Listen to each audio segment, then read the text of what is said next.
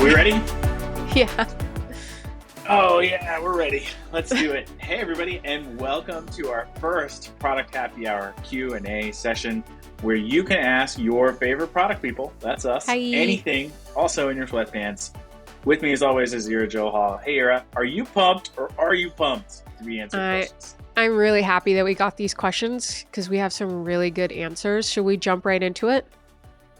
Let's do it. Okay, thank you, everyone, for submitting some really great, challenging questions. Here's our first question. When taking on a product as a new PM, what are some critical first steps one must do? This is a fantastic question. After being PMs for years, I think we generally know what to do, but haven't put it down on paper, right? Yeah, I think we kind of go through the motions, but let's start with structuring some key areas in which we think you should invest when you're starting to ramp up on a new area. Remember, there's probably a lot of newness. Maybe it's a new team, maybe it's a new product, maybe it's even like a new company. So let's kind of give them an overview of where we would invest time first. Totally. Okay, so here's an overview of where we would invest first when ramping up on a new product. First, you should act like a researcher in the beginning before you start doing any type of execution.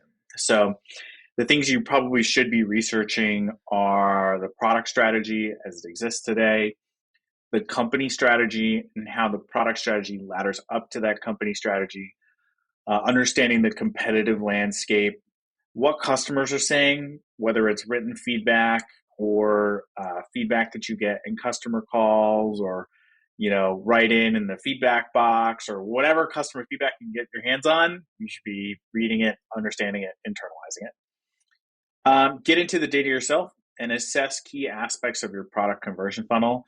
Your preference is your preference. I like to do this before reading previous analysis, just so I can kind of get fresh eyes on the situation and try to understand it myself. So I think that's pretty critical. Yeah, I think that's a good instinct is like you're trying to develop your product sense, your spidey sense for what the team needs to prioritize, what the key problems are. And you have this really cool thing, which is fresh eyes. So try and preserve that because you get to look at the problem from a new way. I'd also say that you do want to look at previous data. But yeah, you should definitely dig in for yourself. Use the product. That's a huge thing people forget to do. Use the product yourself and then evaluate the insights. The next thing is your team probably already has some OKRs.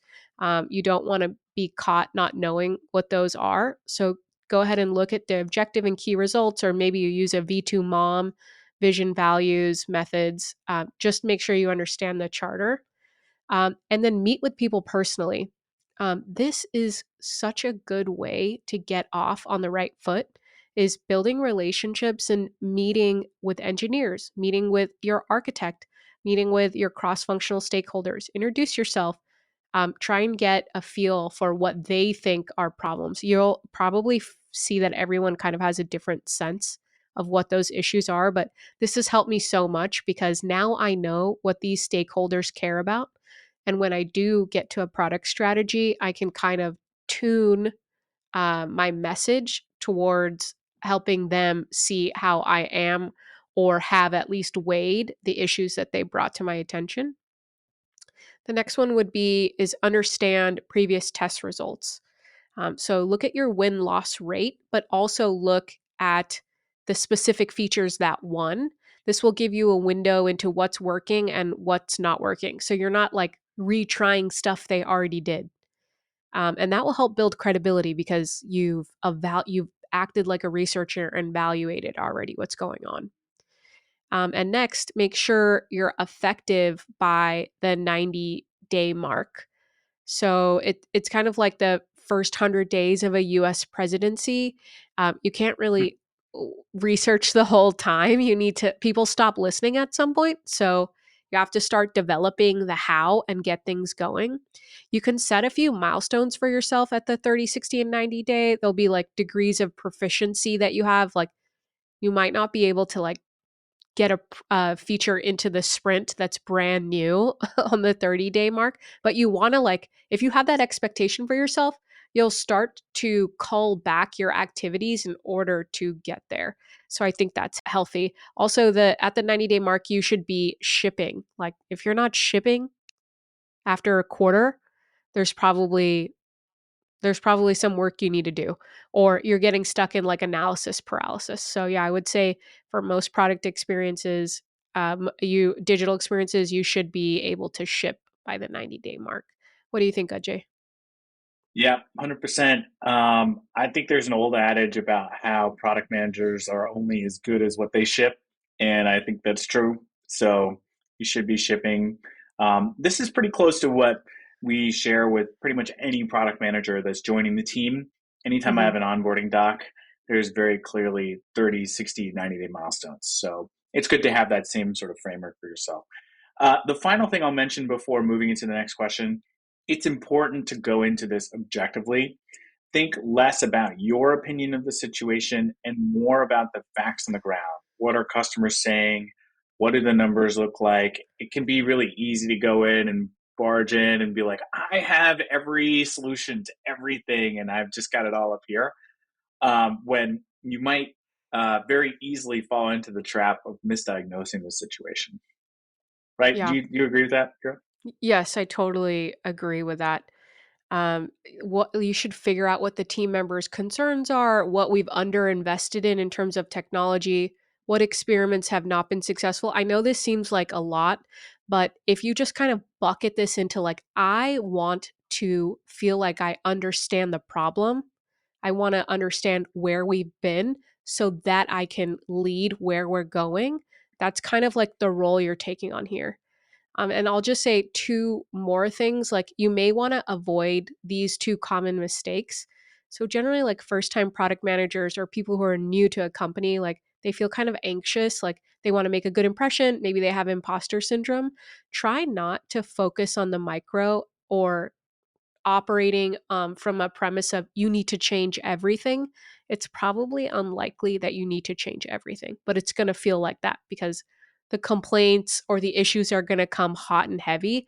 So just keep that in the back of your mind. Try and look at the big picture and don't feel pressure to immediately make changes because of some level of urgency. What do you think about that? Yeah, totally. It's kind of like I've been struggling with losing weight lately. And something they always say about losing weight is like, it took you years to get here and Yeah. put on the weight. So it's going to take you years to get rid of it. And maybe not years, but it's going to take time. It's not something that happens overnight.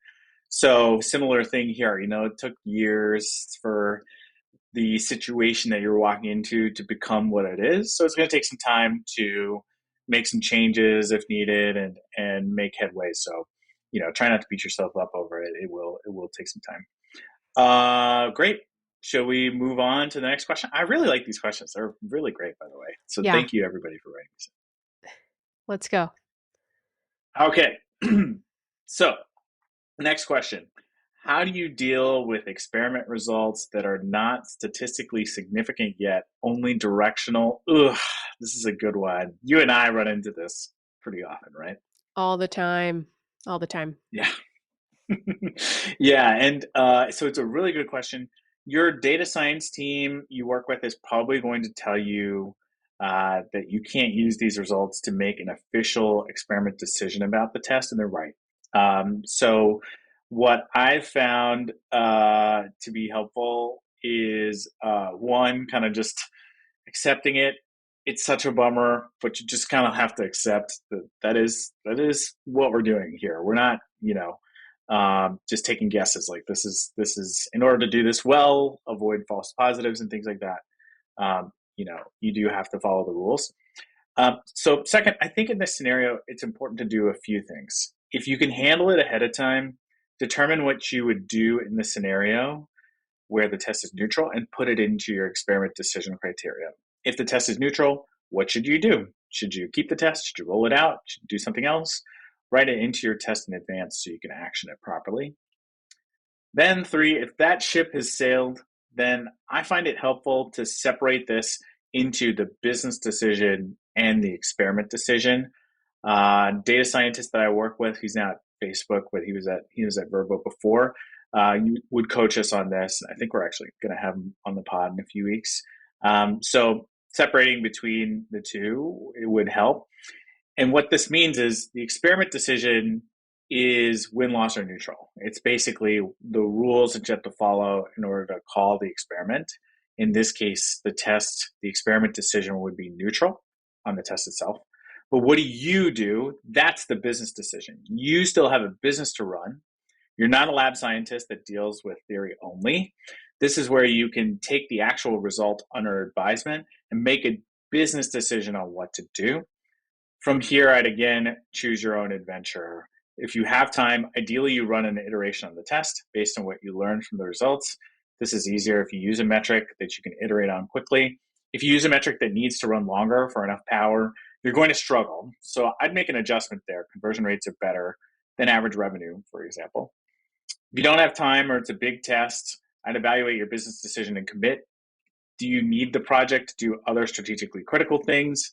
Is it less valuable to go backwards and test again than moving forward? Those are the types of lenses I would use, then decide on what to do and execute. And Eric, you had a great point on ad hoc metrics. You want to talk about that a bit? Yeah, so it's 100% likely that you're going to have a non-statistically significant result. It's just the name of the game. But the worst test is a test that you learn nothing from. And so if your primary metric is not stat sig, one thing I've done is take accessory metrics or metrics that are more specific to the feature and evaluate their directionality in addition to the primary metric. So I'll give you guys an example. We tuned up spell correction. We have a search function on our website. We want to improve the spell correction, but not every query is misspelled. So of course we're not going to reach significance. It's like the number of people who search and then the number of people who misspell and then decide to use spell correction. It's like the sample size gets very small. So when we got a non-stat sig result, what we did is evaluate accessory metrics like revert rate. So our primary metric was revenue, but we looked at the number of times that people did use spell correction, like, or their query was spell corrected, how many of them reverted, like went back to their original spelling. And that gave me more of a sense of what Ajay is talking about. It's like, is it a good business decision to run spell correction based on the revert rate or the acceptance rate? If more people were accepting it than reverting it, I feel more confident in going forward. I've reduced the risk of this feature just flat out sucking because I've evaluated this like smaller, more tighter, more precise metric. If that makes sense. Yeah, it totally does. And just to wrap this point up, you might run into situations where your data science team will politely remind you that you can't use those types of metrics to call an experiment. But that's fine. You're not actually using it to call the experiment. You're using it as research and observations for the next experiments that you want to run, or to make your business decision, which is why it's Right. helpful to separate the experimentation decision from the business decision, because then you're given a little bit more freedom to operate, knowing that officially we're going to call the test whatever the experiment result is Right. based on whatever criteria you set, and that way you're following proper experiment hygiene. Excellent. All right. So let's drive to the next Okay, question. How so should project managers and product managers best work together? This is also a really good question. Something that comes up commonly. I'd recommend listening to episode 4, where we discuss what product management is and the difference between project managers and product. But the summary basically is that project managers are going to focus on the when and the how, and product managers are going to focus on the why and the what. So, given those areas of focus, that really makes them perfect partners for each other. All 4 of those areas of focus are super critical, especially with really big, complex projects. So I think the best way to work together is to regularly mind meld on what each of your needs are. As a product manager, what you need to do to help the project manager drive forward, you need to kind of articulate this to them. So, like, what milestones does the team need to hit to be successful? What important checkpoints and updates do you need to help with in order to stay organized? Like, this is your partner, so therefore you want to be delegating some portion of these like important pieces to keep your train on the tracks. Your project manager is going to help you figure out how to execute on the project. So, like, I've seen examples where project managers have no idea what the product is supposed to do, and that kind of prevents them from being as effective as they could. So invest time in educating your project manager on what's supposed to happen, what the benefit is, like if you were trying to pitch them on the idea, and then ask them like, okay, like how do we get organized about solving this problem? I think that's super, super healthy. As a project manager, what information do you need from the PM to drive the project forward? That's something you should be asking if you're on that side. What documents would be helpful to figure out how to best tackle the project? You know, like I've never ever had just like one document for one feature. There's always like a one pager and a pitch deck and a strategy document and then a readout, right? So your project manager can probably best serve you by asking like, hey, what documents do we need to prep? My favorite project manager ever I've worked with asked me a great question. They're like, hey, we're going to release this. Like, how ready do you feel for release? And I was like, not ready at all. I'm like, okay, well, to get ready, what do you think you would need? And I was like, oh crap, I need a lot. Let's talk about it. And so it was great to kind of have that support. Yeah, you're both excellent partners for each other. So I treat it as such. You know, you're at the partnership of the highest order. From here, I'd kind of like determine like the nuts and bolts, like what's a regular meeting cadence? Meet regularly, make yourself available, make sure that they are doing the wrangling with you or for you or understand what would be most helpful. Ajay, what do you think? Yep, 100%. I think, your like you said, your peas in a pod, your project manager, if you're the product manager, is a part of your team, and vice versa. And if you both can understand the best way to work together and come to alignment on, things like cadence and milestones and all the great things you were talking about, it can really take things to the next level for sure. And so when you see dysfunction um, between a product manager and a project manager, it's when you're not doing these things where you're meeting regularly, you're treating the other person as a partner. If you're not doing that sort of stuff, that can lead to dysfunction pretty fast. All right, and that's a wrap. That's Q&A for this round. Thank you for joining us for our first Q&A. That's pretty great. What a Yeah, milestone. that was good. Yeah, it's good. Well, we hope it was super helpful. If you enjoyed Q&A today, please support us by encouraging others to subscribe for this great benefit at our website, producthappyhour.com. There are two options, $5 a month or $30 a year. Y'all know the deal. For a Starbucks latte a month or one DoorDash order a year, your colleagues and friends can get this great paid subscriber benefit to level up. Help from your favorite product people in your inbox or on your phone, just a click away. You can also support the show in general by following the show on YouTube, Spotify, Apple Podcasts, or wherever you get podcasts. Please also make sure you rate us on the platform of choice. It really helps us out. Thank you so much for participating in Q&A, and we'll see you next time. And please don't forget to send in your questions.